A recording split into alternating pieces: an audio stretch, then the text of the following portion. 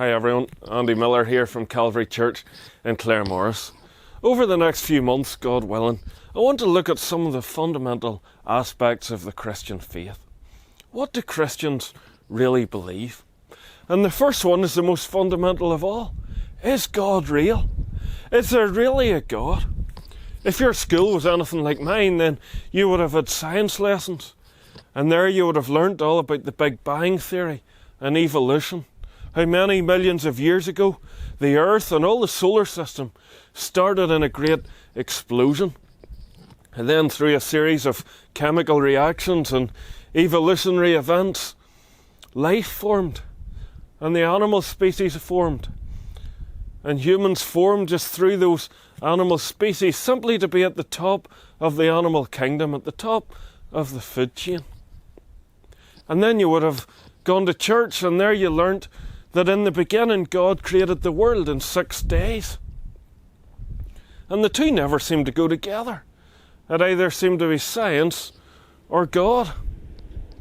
But the two never really seemed to match.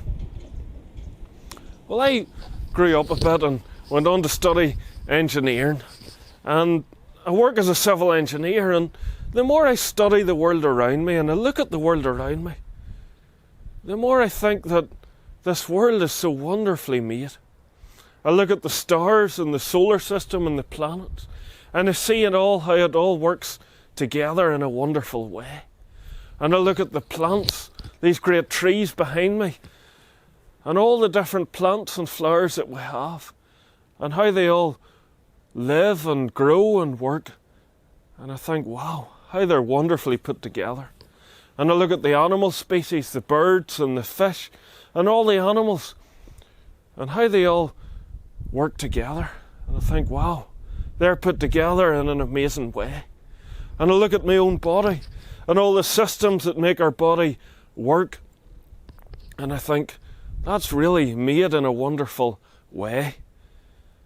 And the more I look at it and to think, no, it's not science or God. But the more we study the world around us, and the more I understand of the world around me and of my own body, the more I think, what an amazing God we have. What an amazing Creator we have. And that's what the psalmist said in Psalm 139. In verse 13 it says, "For you created my inmost being. You knit me together in my mother's womb. I praise you because I am fearfully and wonderfully made. Your works are wonderful. I know that full well. My frame was not hidden from you when I was made in the secret place. When I was woven together in the depths of the earth, your eyes saw my unformed body.